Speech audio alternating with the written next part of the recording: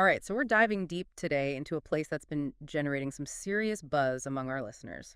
Osaka's Dotonbori district. Yeah, it's one of those spots that really captures the imagination, even before you've actually set foot there. Definitely. And we've been getting a ton of questions about it, especially about the food. Well, that makes sense. Yeah, Dotonbori's reputation as a food lover's paradise precedes it. absolutely.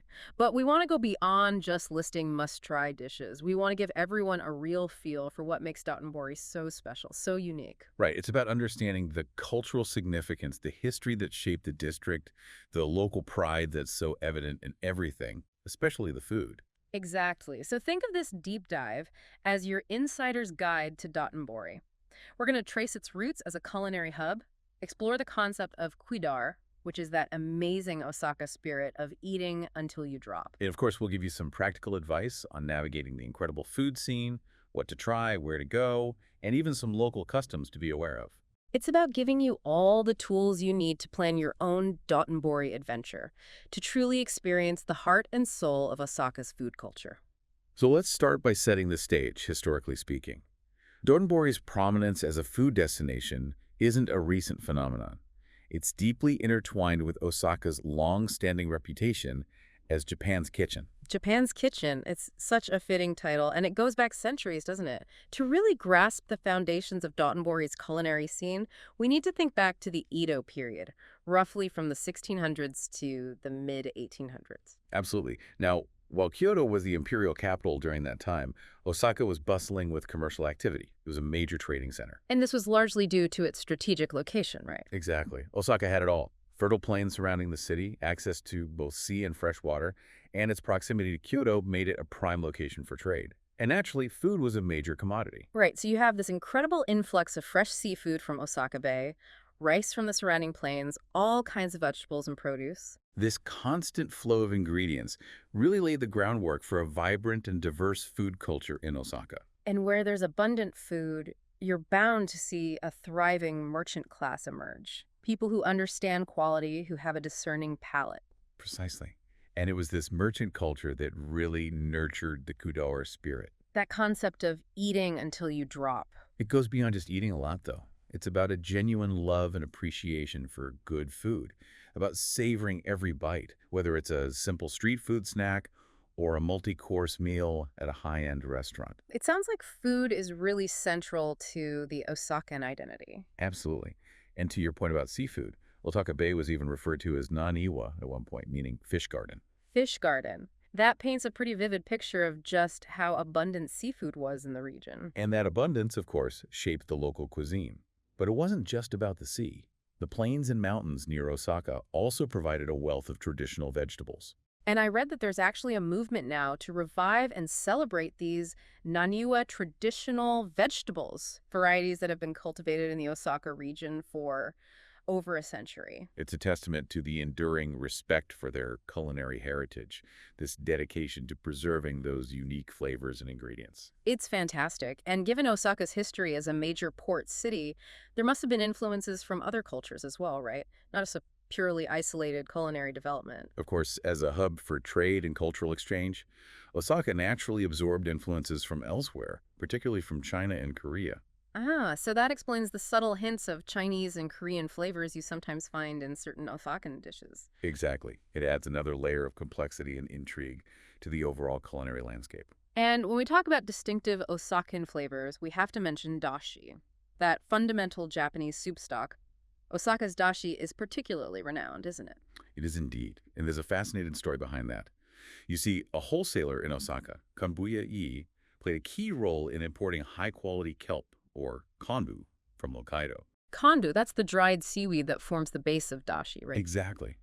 And this particular type of kombu from Hokkaido is known for its rich umami flavor.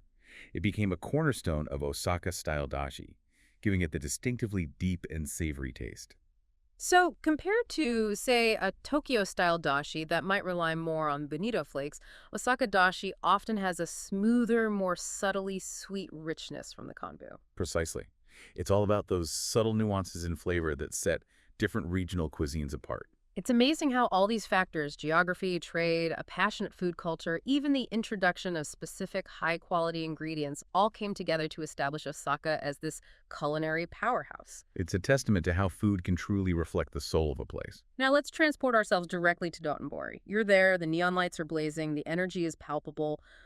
What are the absolute must-try culinary experiences for someone just arriving? Well, for a first-time visitor to Dotonbori, there are a few iconic street foods that are non-negotiable, starting with takoyaki. Ah, takoyaki, those irresistible little balls of grilled octopus. Just the name conjures up images of Dotonbori. Beyond just being delicious, takoyaki is deeply intertwined with Osaka's culinary identity. It originated here in the 1930s and has become a symbol of the city's street food culture. And what exactly are these delectable little spheres made of? So the base is a savory, slightly eggy batter, and inside each ball, you'll find a tender piece of diced octopus, crispy tempura scraps called tenkatsu, some finely chopped green onion for freshness, and a little bit of pickled ginger for a subtle zing.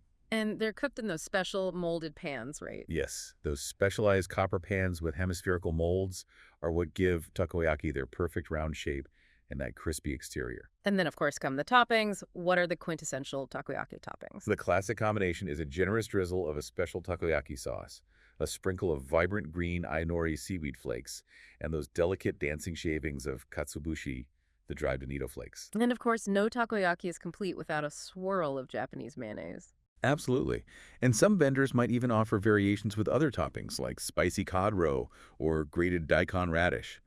The whole experience from watching them being made to that first hot, flavorful bite is uniquely Osakan. All right, takoyaki is definitely at the top of my Dotonbori food list. What else should we be on the lookout for? Next up is another undisputed Osaka champion, okonomiyaki. Okonomiyaki, often described as a savory pancake, though I have a feeling that description doesn't do it justice. Not quite. Savory pancake really undersells the depth and versatility of okonomiyaki.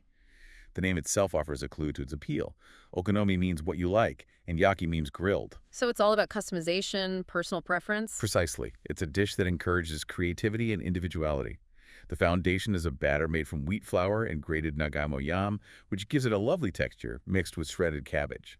But from there, the possibilities are endless. So what kind of things can you add to your okonomiyaki? Popular choices include slices of pork belly, shrimp, squid, various vegetables, even cheese. It's really up to you to decide what goes in. It's like a culinary blank canvas. Exactly. And there are regional variations within Japan. The Kansai, or Osaka style, is characterized by mixing all the ingredients directly into the batter before grilling, which creates a very cohesive and flavorful pancake. And of course, just like takoyaki, I'm assuming there are some standard toppings for okonomiyaki as well. Absolutely. Once it's grilled to golden perfection, it's typically slathered with a generous amount of okonomiyaki sauce, which is richer and sweeter than Worcestershire sauce, Right. a lattice of Japanese mayonnaise, another sprinkle of anori seaweed, and of course those signature fluttering katsuobushi bonito flakes. Each bite is a symphony of textures and savory flavors. It's making me hungry just thinking about it. Okay, we've got the grilled octopus balls, the customizable savory sensation. What other culinary gems should we seek out in Dotonbori? Let's move on to kushikatsu. Now, while kushikatsu is popular throughout Osaka and has its roots in the Shinsekai district, you'll find plenty of places offering these delicious deep-fried skewers in Dotonbori as well. Deep-fried skewers. Now we're talking. What kind of things can you get skewered and fried? The beauty of kushikatsu lies in its variety. You'll find everything from tender pieces of meat like beef, chicken, and pork to all sorts of vegetables like onions, lotus roots, sweet potatoes, and even fresh seafood like shrimp and scallops. These are all threaded onto bamboo skewers, coated in fine panko breadcrumbs, and then deep-fried to crispy perfection. Sounds like the ultimate comfort food. Is there any etiquette or local custom we should be aware of when ordering or eating kushikatsu? There is one very important rule. Many kushikatsu restaurants provide a communal pot of dipping sauce. The crucial custom is no double dipping. Once your skewer has touched your mouth, it cannot go back into the shared sauce. Ah, so it's all about hygiene and consideration for others. Got it. One dip and done. Duly noted. What else should we keep an eye out for as we explore Dotonbori's culinary landscape? How about something a little different? Let's talk about Osaka sushi, specifically box sushi, also known as oshizushi. This is a really distinctive style of sushi that originated in the Osaka region. Box sushi. Intriguing. How does it differ from the more familiar nigiri or maki sushi we see everywhere? Well, the name oshizushi literally means pressed sushi. Instead of being hand-formed by the chef, the ingredients, things like marinated mackerel or cooked shrimp, are carefully arranged in a wooden mold lined with vinegared rice. Pressure is then applied, often using a weighted lid, to create firm, compact, and often rectangular shapes. So it's a more structured, more visually defined style of sushi. Exactly. And because of the pressing technique, the flavors have a chance to meld together beautifully, and it often creates a very appealing layered appearance, especially when different colored ingredients are used. It sounds like a sophisticated and satisfying bite. So we've got the iconic street foods and this unique pressed sushi. Anything else that really exemplifies Osaka's culinary character that we might encounter in or around Dotonbori? Let's briefly touch upon Kappo cuisine. While you might not find tons of dedicated Kappo establishments right on Dotonbori's main streets, understanding its emergence gives you valuable insight into Osaka's broader dining culture. Okay, Kappa cuisine. What's the essence of this style? Historically, formal Japanese dining could be quite ritualized and even a bit intimidating for some. Kappo emerged as a more relaxed, more engaging way to enjoy fine Japanese food. It often features counter seating where diners can interact with the chef, observe the meticulous preparation of the dishes. It sounds like it reflects that Osaka preference for a more convivial, enjoyable dining experience. Exactly. It aligns perfectly with that kudor spirit, that idea of savoring good food in good company without all the formality and rigidity. It's all starting to come together. So, beyond the specific dishes, what's the overall feeling of being in Dotonbori? What kind of local customs or atmosphere should someone expect as they explore? The first thing you'll notice is that palpable enthusiasm for food. That kudar mentality isn't just a slogan. It's a tangible energy that permeates the entire district. People are constantly moving from one food stall to the next, sampling a bit of everything. It's very much a part of the Dotonbori experience to embrace that grazing approach. So, the key is to not limit yourself to one big meal, but to try a variety of things. Absolutely. The street food culture in Dotonbori is incredibly vibrant, casual, Mm. and accessible. It's all about soaking in that lively atmosphere, the tantalizing aromas, the animated chatter of the crowds. Don't be afraid to jump in and try small portions from various vendors. And what about interacting with the people working at these stalls? Are they generally open to a bit of conversation, maybe offering recommendations? Well, while it wasn't explicitly stated in our research, generally speaking, street food vendors in Japan, especially in a place like Dotonbori, take great pride in what they do. They're often happy to explain their specialties or even suggest other things you might enjoy if you show a genuine interest. So it's always worth striking up a conversation, maybe asking for their personal favorites. Definitely. That local connection can really enhance your experience. Any practical tips for navigating what I hear can be pretty significant crowds, especially in the evenings? Yeah, Dotonbori can get incredibly busy, particularly in the evenings and on weekends. It's a popular spot, so be prepared for a lively atmosphere and lots of people. Just keep your belongings secure and embrace the energy of the crowd. A bit of patience goes a long way when you're in pursuit of delicious food. And finally, even without having been there myself, I can picture Dotonbori's vibrant visual identity, all those dazzling neon lights, those oversized, often quirky signs. Does that contribute to the local pride, to that sense of place? Without a doubt. The visual spectacle of Dotonbori is deeply intertwined with its cultural identity. Those bright lights, the iconic signage, it all contributes to Dotonbori's unique character. It's a reflection of Osaka's outgoing personality, that pride in their food culture. It's all part of the experience. It sounds incredible. So to recap our Dotonbori deep dive, we've explored Osaka's history as Japan's kitchen, that infectious kudor spirit of eating with gusto. We've covered essential street foods like takoyaki, okonomiyaki, kushikatsu, and that distinctive box sushi.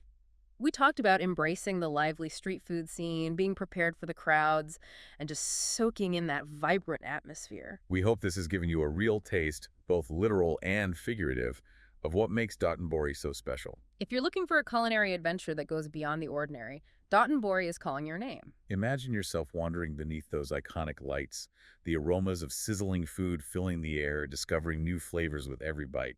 It's an experience unlike any other. And it really makes you think, doesn't it, about how a city's history, its geography, the spirit of its people all come together to shape its culinary identity. It makes you wonder what other corners of the world hold such a strong and delicious connection between culture and cuisine, just waiting to be explored. It's something to ponder as you plan your next adventure. Until then, happy eating.